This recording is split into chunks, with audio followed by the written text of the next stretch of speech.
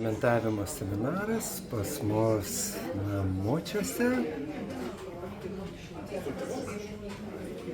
Taip, čia grietinė yra padaryta iš kokoso su 38 bakterijom.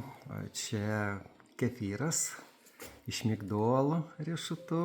O čia mergainio daigų su ananasais ir kivi kokteiliukas su 38 bakterijom, o čia ananasai taip pat su kisielium ir su vaisiais, čia uogos su kisielium fermentuotas, o čia morkų sultis, galit fermentuoti bet kokias sultis.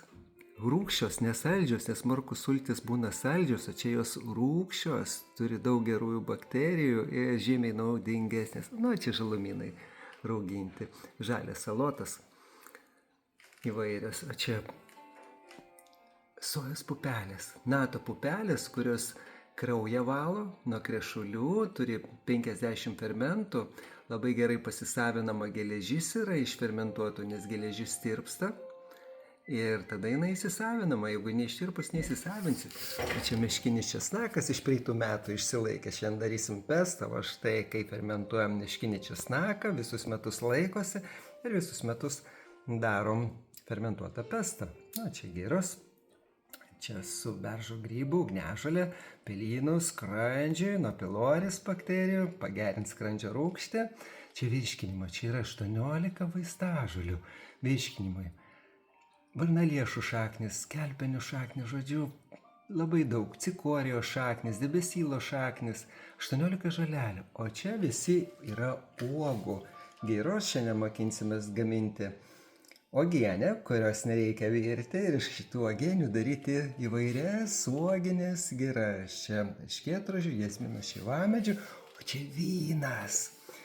Gaminu vyną šlapimo pūsliai, inkstams, kepenims, galit gaminti vyną sąnariams, kasai, skrandžiui ir taip toliau. O čia virškinimo sistemai su 21 žolele ir šermukšnių sultimis. Čia yra 5 uogos ir tiek žolelių mes spaudžiame žolių sultis, o vėliau jas fermentuojam. O kai sufermentuojam, o tada ir gaminam, mokomės kaip gamintis vyną.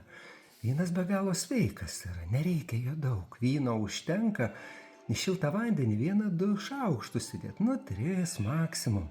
Apie tai rašė Hildegarda Bingenietė, šventoji buvo pripažinta, kuri gydė vynu ir malda. Taigi šiltą vandens stiklinę įsipilat acto šaukštelį 2 ir vyno keli šaukštus. Turėsit nuostabų derinį virškinimo sistemai gerint. Taigi laukiam, teikite seminarus, daug išmoksit. Tokios didelės pupelės, taip vadinami liaudyje šabalbonai, fermentuoti. Rauginta duonelė, grikių duona. Rauginta rūgšti turi būti duona. Jinai tada sveika yra. Fitatai sunyksta, mineralus įsisavinat, baltymas geriau įsisavinamas yra. Čia mato 2 spalvų duona. Speltos miltų ir ruginių. Duonelė turi būti būtinai rūgšti. Va štai ruošiamės seminaram. O čia išvirėm dievišką sriubytę. Su petražolių šaknimis, pastarnokų salierų šaknimis, batatais, su saliero kotais, paprika, moliūgėliais raugintais. Mes verdam apie 100 raugintų sriubų. Įsivaizduojat? Dieviškos.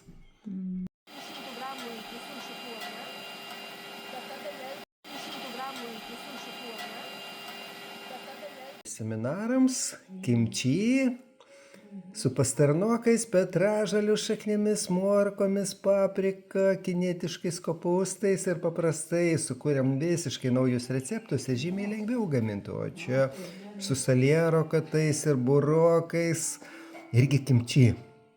Kiniškais kopūstais, žodžiu, daug visokių daržovių su smidrais pavasarį, moliūgėliais, saliero kotais, petražolėm, pastarnokų šaknim, o čia su kminukais, saldžiarūgštės salotos, ir dar 5 salotos, morkų salotos su moliūgais, kopūstėliais, saliero kotais, paprika, aštrios, stiprios. Tai va, kviečiam į seminarų.